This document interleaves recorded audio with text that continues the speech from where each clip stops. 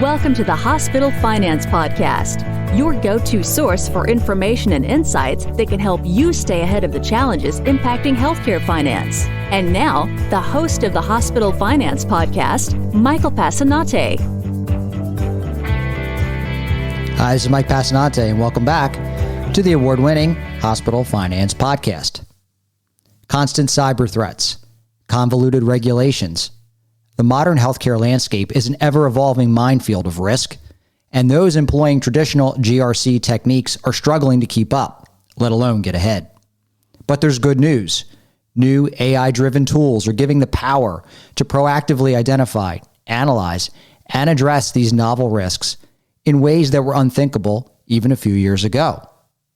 Today, I'm joined by Amanda Cohen, Director of Product at Resolver, a worldwide leader in risk and security management software, to discuss how hospital finance teams can leverage these sophisticated solutions to transform risk management from a burden into a powerful strategic intelligence asset.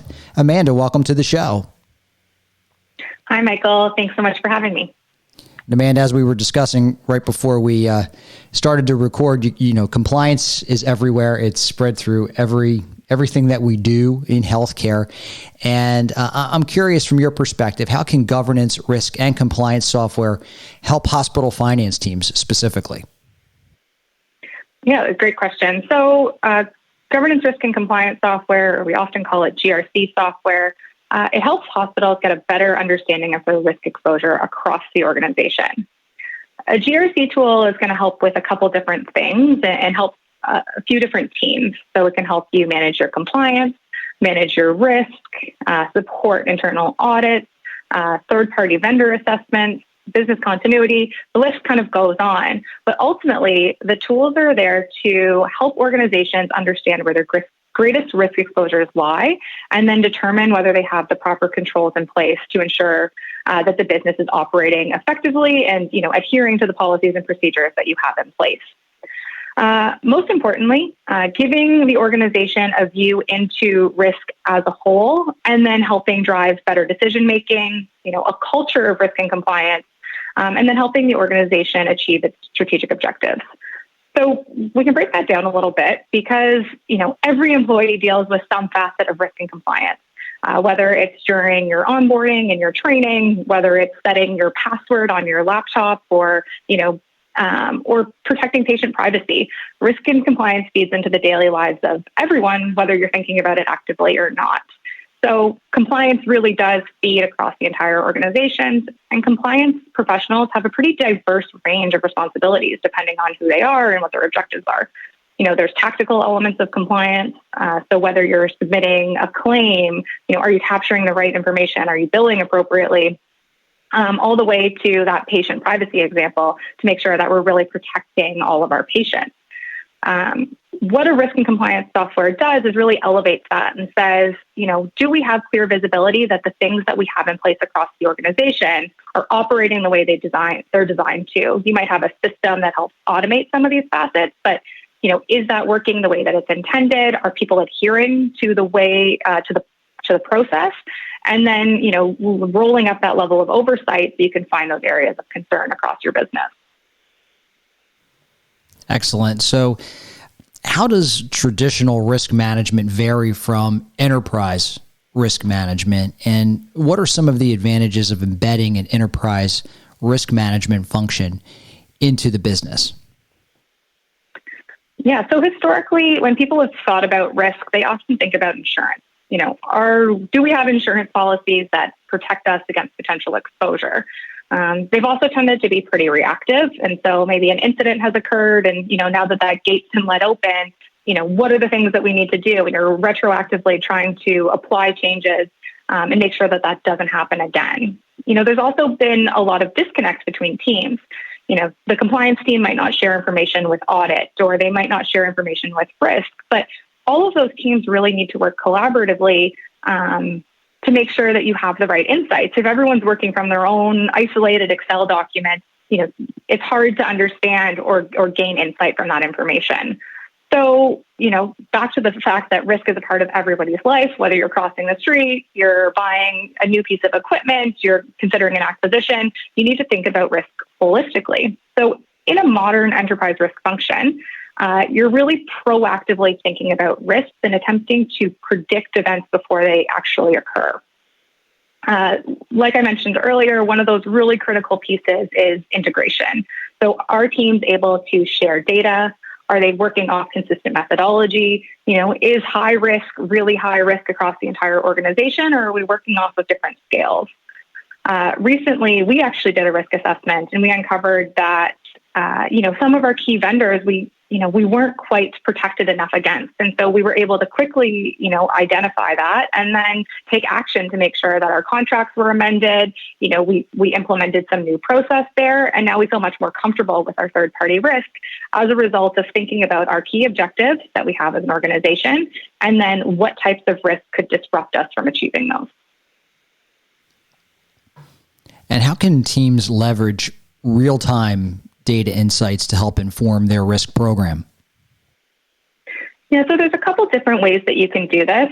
Some of the most common ways are pulling in incident data. So incidents are happening constantly throughout hospitals, healthcare, but that gives you a really good insight into whether your risks are materializing and maybe the controls you have in place are not adequately protecting you against that.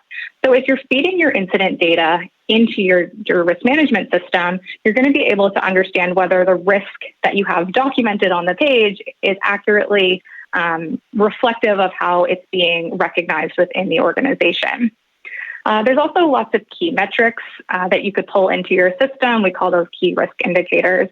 And ultimately what that's going to do is, maybe you're having an influx of privacy incidents or complaints, or, your vendors are not adhering to their SLAs. So let's feed that information in. And again, that's going to give you a better picture of how your risk program is operating. Are the risks and the controls you have in place, really accurate? One of the major downfalls, I think, and really some of the criticism against some of these GRC teams in the past is that the data that they're presenting is often out of date by the time it makes its way into the presentation or into the board deck, because people are doing risk assessments maybe once a year, once a quarter. But if you have this flexibility to consistently engage with the business and collect that information, then you're really much more able to address the risk at hand. So COVID is a key example. If you were, working in that traditional risk management process, you might have done your assessment of pandemics in December. And okay, so maybe that's sitting somewhere around like a moderate risk. We didn't really know what kind of impact that could have had 2 years ago. But come February, March, the world is a completely different place. And so if you're only looking at risk, very infrequently, you're not going to have an understanding of how risk is accelerating within your business and making sure that you've got the right things in place to address it. Amanda, my next question is near and dear to my heart because at Bessler, we work with hundreds of hospitals across the United States as a business associate. And so we're constantly, in a mode where we're having to prove our security and ensure that hospitals feel confident that they can work with us as a partner. And so when you think about on the provider side, how can those teams proactively manage their third-party risk exposure? Yeah, that's a great question. So your third-party risk exposure is just another facet of your overall risk exposure as a business. Your vendors are ultimately an extension of your organization. So their risks are your risks, their vulnerabilities are your vulnerabilities. So there's the traditional methods of, do they have the right information security pieces in place? Are they ISO certified? Are they adhering to all the HIPAA requirements? There's, the traditional way of looking at them and saying, from an InfoSec perspective, are we covered? Are we, confident that they're not going to get breached?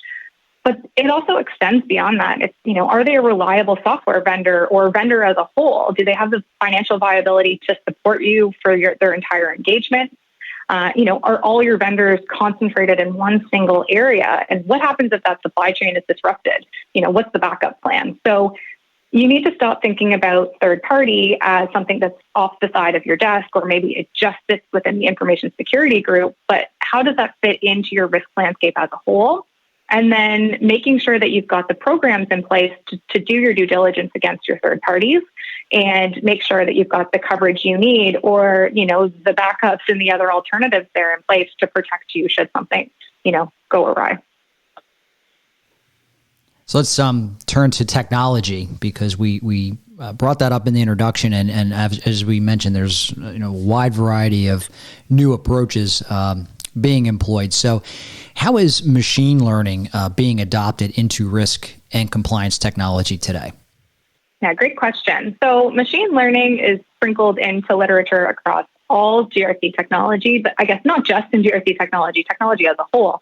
Everyone seems to be doing something with machine learning. But the way that we're thinking about machine learning at Resolver is in two facets. So one is with incident management.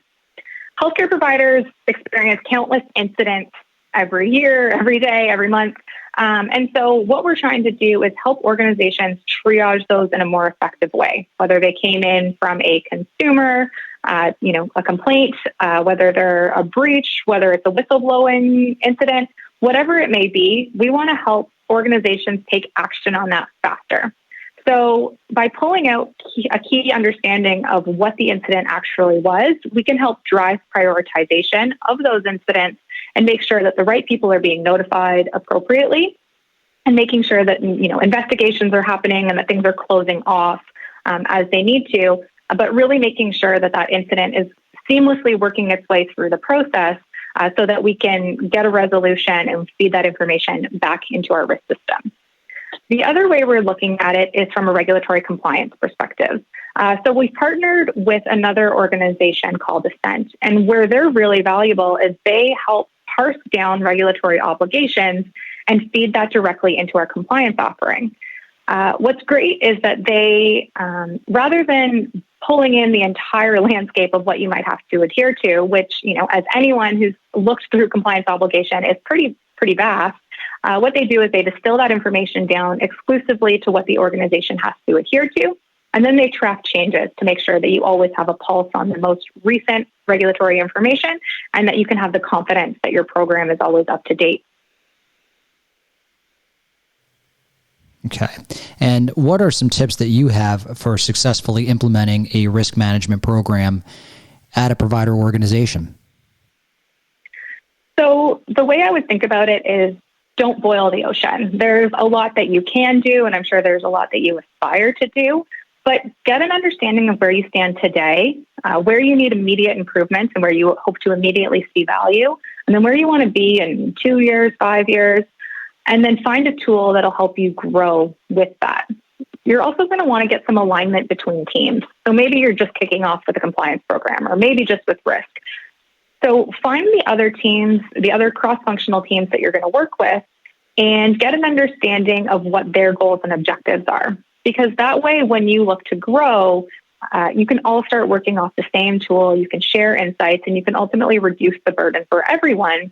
So think long-term a little bit while you're getting prepared to make sure that you're not implementing just, a point solution that's going to meet your immediate need, but you're eventually going to need to go and re-implement, in a year and a half or 2 years as you start to think about things more holistically. Great advice, Amanda. If someone wanted to find out more about you or Resolver, where can they go? So to reach me, you can find me on LinkedIn at Amanda Cohen. There's a lot of us, but and then alternatively, you can find us at resolver.com, resolver.com. And there's a lot of information for you there should you want to learn a little bit more. Excellent. Amanda Cohen, thanks for joining us today on the Hospital Finance Podcast. Thanks for having me. This concludes today's episode of the Hospital Finance Podcast. For show notes and additional resources to help you protect and enhance revenue at your hospital, visit Bessler.com/podcasts. The Hospital Finance Podcast is a production of Bessler. Smart about revenue, tenacious about results.